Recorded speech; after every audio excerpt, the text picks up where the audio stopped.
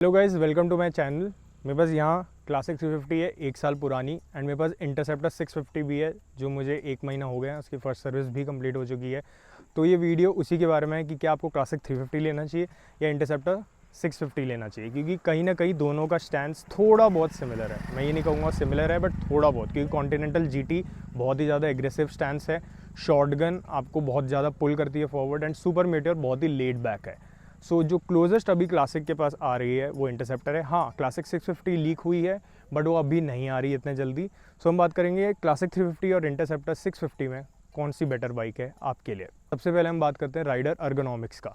तो जो क्लासिक का स्टैंस है वो बड़ा ही स्ट्रेट है, आपके फुट पैक्स जस्ट नीचे हैं, हैंडल बार आपके रीच में है। मैंने ये हैंडल बार पीछे करवाया क्योंकि जो पुरानी क्लासिक आती थी वो थोड़ा सा अपराइट होती थी, ये थोड़ा ही स्पोर्टी पोजीशन में रखा हुआ है। सो इसमें आपको हैंडल बार आगे पीछे कराना पड़ेगा। इसके अलावा कोई प्रॉब्लम नहीं है, बड़े आराम से बैठ सकते हो, तो कोई प्रॉब्लम आपको कॉज नहीं करेगा। जब इंटरसेप्टर आप देखोगे तो जो फुट पैक्स हैं वो पीछे हैं, हल्का सा पीछे हैं, तो थोड़ा सा स्पोर्टी स्टैंस है, हल्का सा हैंडल बार जो है ऊपर आ जाता है, एंड आप आगे की तरफ लीन करते हो तो वो एक हल्का सा स्पोर्टी पोजीशन है। एग्जैक्ट स्पोर्टी नहीं है कॉन्टिनेंटल GT जैसा, बट स्पोर्टी पोजीशन है। तो ये डिफरेंस है आपका स्टैंस में।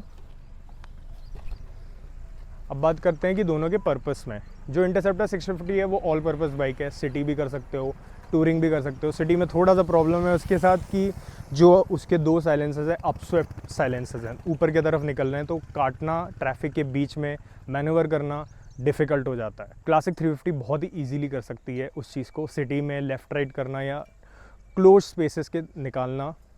एंड एक और चीज़, जो आप इसका टर्निंग रेडियस देखोगे बेटर है इंटरसेप्टर से। इंटरसेप्टर का टर्निंग रेडियस उतना ज़्यादा नहीं है, तो यू टर्न लेने में थोड़ा सा प्रॉब्लम आता है। बट जब आप हाईवे पे बात करते हो, इंटरसेप्टर 650 ऑल डे 120-130 ईजीली कर सकती है, उसको कोई दिक्कत नहीं है। बट ये 80-90 के बाद वाइब्रेशंस आता है, ब्रेकिंग बाइट उतना ज़्यादा नहीं है, तो आपको उतना कॉन्फिडेंस नहीं मिलता है 100-120 पे क्रूज़ करने का। क्रूज़ करने के लिए इंटरसेप्टर परफेक्ट मोटरसाइकिल है। थर्ड हम बात करते हैं प्राइस पॉइंट की। अब देखो 2,70,000 की ये है, अलॉयज़ मिला के करीब 293 हो जाता है, मतलब 3 लाख टच कर गया। अब 3 लाख जब आपका टच कर गया है तो 371 ऑन रोड पड़ती है इंटरसेप्टर, जो मेरी बार्सिलोना ब्लू थी विद अलॉय सेटअप। तो सिर्फ 71,000 का फ़र्क है। 71,000 में अगर आपको एक बेटर बाइक मिल रही है तो वो मच बेटर है। बट हाँ, इंटरसेप्टर रिक्वायर सम एक्सेसरीज़, क्योंकि जो स्टॉक सेटअप आता है इंटरसेप्टर का वो बड़ा ही नेकेड सेटअप है। सिविक्स नीचे पैरेलल ट्विन का इंजन है, ऊपर एक घटिया सी सीट है, और कुछ भी नहीं है बाइक में। चेसी है, नीचे इंजन है, तो आपको वहाँ पे 6,000 का एक सीट लगवाना पड़ेगा, फुट पैक्स लगवाने पड़ेंगे, फिर आपको वहाँ पे नीचे इंजन गार्ड लगाना पड़ेगा, कंपल्सरीली लगाना पड़ेगा, क्योंकि वहाँ पे ऑयल फिल्टर है, एंड अगर कोई रॉक डैमेज कर देता है तो it is going to cause a problem.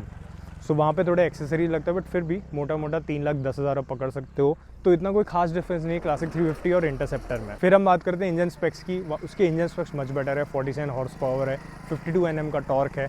जो इसका है वो 20 हॉर्स पावर है, 27 Nm का टॉर्क है। पावर तो डबल से भी ज़्यादा है, एंड टॉर्क भी ठीक डबल है, तो वो आपको बेटर फील होता है। एक चीज़ में इंटरसेप्टर फॉल बैक करती है, वो है आपका लो एंड टॉर्क। लो एंड भले इसका टॉर्क ज़्यादा है, बट लो एंड में उतना ज़्यादा टॉर्क नहीं है।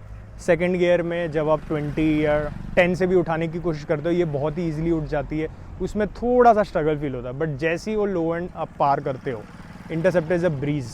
आप 100, 110, 4,000 से 5,000 RPM के बीच में कर सकते हो, एंड 7,500 RPM उसका रेड लाइनिंग है। 7,500 RPM के बाद रेड लाइन चालू होता है, तो अब देख रहे हो आपके पास अवेलेबल RPMs कितना ज़्यादा है। तो वो ऑल डे बहुत ही ब्रीज के साथ कर सकता है, इंजन स्ट्रेस आउट नहीं होता है, उतना हीट नहीं होता है। सिटी में तो करेगा, ये भी करता है, वो भी 650 cc है तो करेगा, बट वो ऑल डे आप आराम से उसको कर सकते हो। सो यही डिफरेंस है क्लासिक 350 और इंटरसेप्टर में। अगर आप वेट करने के लिए तैयार हो, सो वेट करो क्लासिक 650 का।